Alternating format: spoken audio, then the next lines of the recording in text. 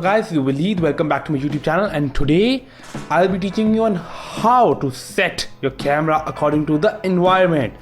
So without any delay, let's get started. So for you guys, I have opened this camera simulator in my desktop. Obviously you can find it by simply clicking camera simulator, and then you can click on this Canon Explain Exposure. So I have already opened this window. So guys, today I'll be teaching you the relation between three simple things. First one, the aperture. Second one, the shutter speed. And the third one is the ISO. Guys, there are two things before taking a picture you have to notice. The first thing, it would be the framing. The framing is by the hand or by the tripod. So you cannot actually set a frame in your camera by just clicking buttons. You just have to hold your camera in a horizontal way or in a vertical way, so that your frame is according to the requirements. However, about the lightings, you have basically three options for the light setting.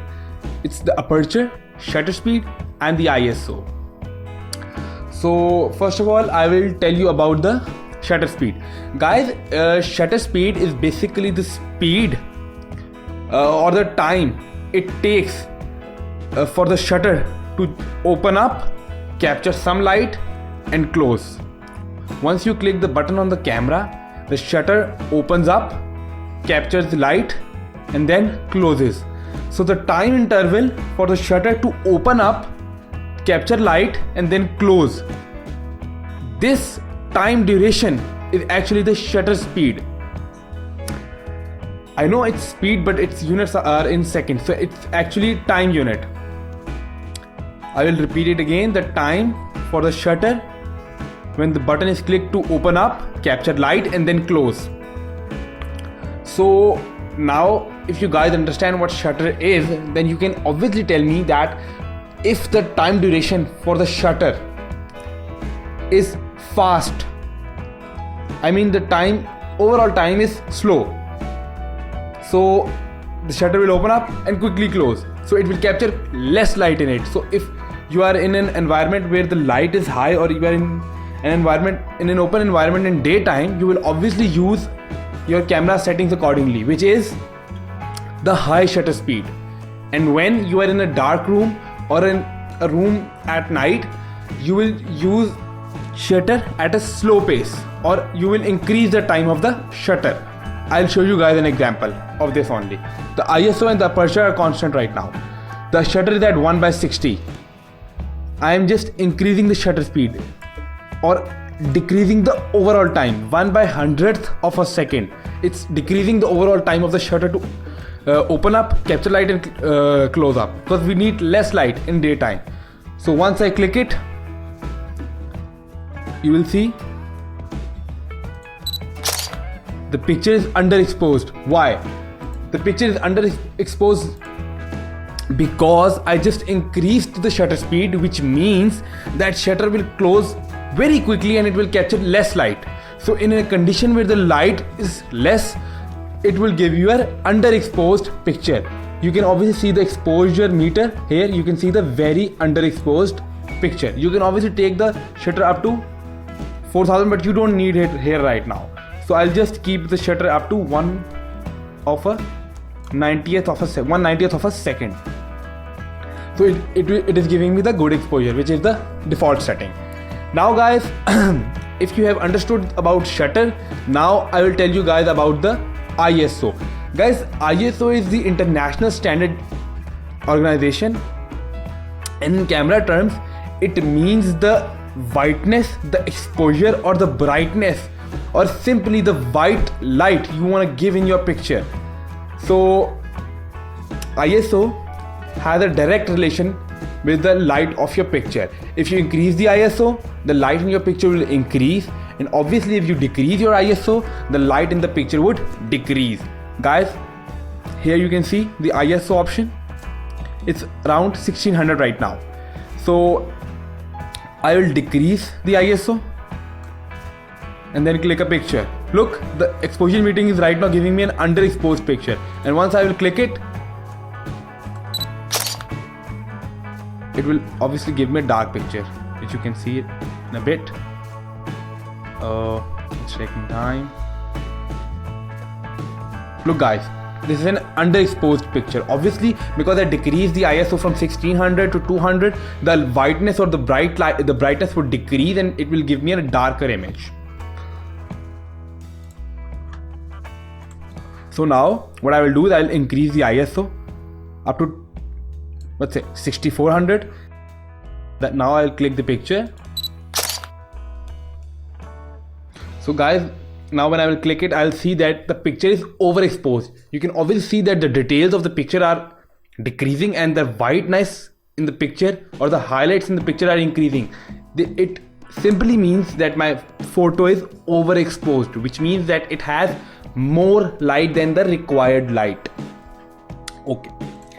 So I hope that you obviously know about the relation between the picture's whiteness and the ISO. If you increase the ISO, the light in the picture would increase, and if you decrease the ISO, the light in the picture would decrease. So I will just decrease the ISO to 800.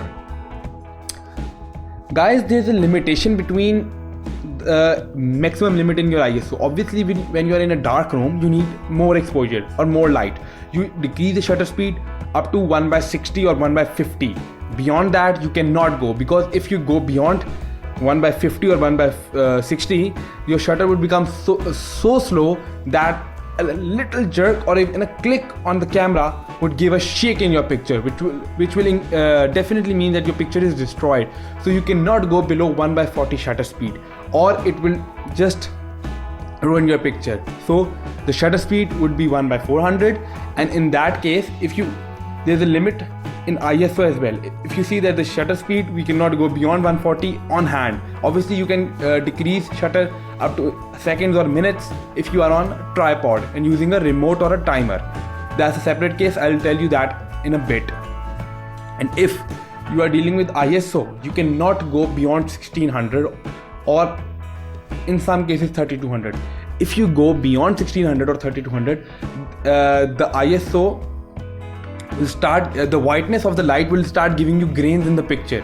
Although the light would seem nice, but the picture details would be demolished, and the picture would look distorted, or noise will be seen in the picture. The dots will be seen in the picture.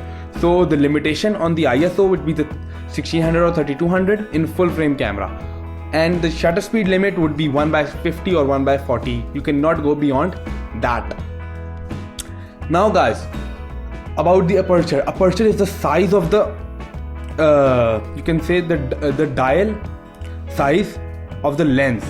The aperture, guys, I will clear one thing here, that the shutter and the ISO is related to the camera settings, and the aperture is on the lens you are using. Like if you wanna click a portrait with blur background and a focused image of a person, then you will use an f from ranging from 1.4 to 2.5 or a 2.8 f. And if you are taking a group photo, you will obviously take your f from 3.5 to 5.6 and 1855 kit lens. So the aperture values vary from picture to picture according to the demands, but it simply gives the details in the picture, and the aperture is obviously related to the requirements of the picture. If you want to blur the background, if you want to take a person's picture, you can obviously go to shutter as minimum as 1.2 or 1.4, and if you want to take a group photo, you can go to maximum of a aperture to 5.6. Guys, if you go to the higher ends, like more than 5.6 up to 22, it would also give you a darker picture, because the aperture size would decrease, and obviously it will take less light in the lens. And if you increase the size of the aperture like up to 1.8, like I'll show you, I decrease the size of aperture, and then you see it is saying overexposed picture, and if I increase the size of the aperture, it will say underexposed. So the size of the aperture is also related to the light. If you decrease the size of the aperture, the light will increase, and if you increase the size of the aperture, light would obviously decrease, because the aperture, you can say the window of the aperture, or the time for the time for the lens to capture the light, it will obviously decrease, and the light in the picture would be less, obviously. So don't worry guys, if you have any trouble, I'll just decrease the aperture and I'll tell you one graph which will help you a lot. So this is a good exposure picture. Okay, now guys, what I will tell you about the slow shutter settings. Night trails.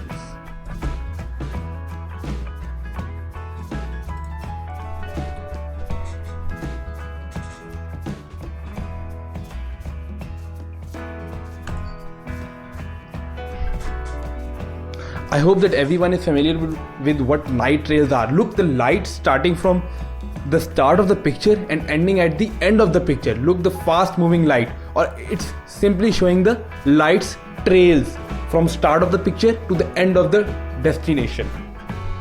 So guys, how would we set our camera to capture a moment like this? So guys, you will simply set your camera on a tripod and slow your shutter speed as minimum as possible. Like if I'll check in this camera, I'll go at a minimum shutter speed of 1 second. What will happen is I'll set the camera to the timer on the tripod, and once the button is clicked, the shutter will stay open for 1 whole second and then close. What would happen is that when the shutter is open, there's a motion of the cars. If you want to capture the car's light trail, so what would happen is the car would move from one place to another place in that particular second or even a minute. You can slow your shutter speed to minimum up to a minute as well. So wherever that car moves in the frame, its starting point to the ending point in that particular frame of the camera, it will capture that whole moment. And then once it has reached its final time, it will close the shutter, and then it will process the starting time of the light and the ending time of the light. So in between, what happened is it will show you a trail like that. So guys, I hope that now you know how that these light trails are captured. It's not very difficult. You just have to set the camera on a tripod stand, lower your ISO up to I don't know, 400 or 200 maybe, and then lower your shutter speed as minimum as possible. The lesser the shutter speed, the more light it will have and the more trails it will capture. Obviously the trails which would be captured would be in that frame, the frame of the camera or the frame of the lens.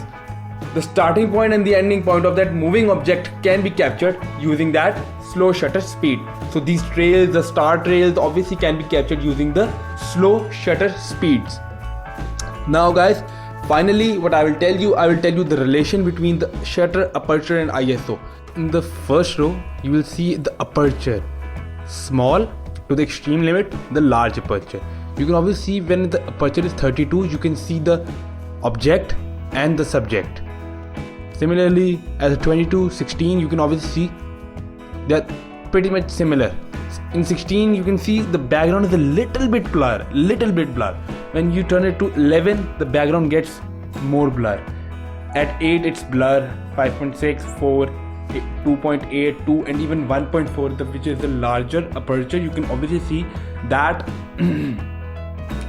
the foreground is blur and your subject is in the main focus. Obviously, when you're taking the portraits, you will set your aperture accordingly, and when you're taking group photos, you can obviously set your aperture accordingly. So guys, aperture not only deals with the foreground and the subject, it also deals with the light. If the aperture is small, like 32, it will capture less light in the lens, and obviously the image will be dark. And if the aperture is large as 1.4, it will capture more light in the lens and enhance the light in the image, obviously. So aperture is related to both things, the details in the image and the lighting in the image. Secondly, the shutter speed. The fast shutter obviously will capture movements more still, and when the shutter is slow, it will capture the fast or the running movements. So if a person is standing, you will set your shutter to a slow speed, and if the person is running, you will obviously set your shutter to a slower speed so that you can capture his trail or his running trail or his running marks actually. So shutter speed is not only related to the lighting, but it's also related to the trails or the moving object. So if the subject is moving, you will set your shutter speed slow as I don't know, in minutes, and if your subject is still, you will obviously set your shutter speed to a higher level or a faster shutter speed. And in the end, ISO is basically the sensitivity.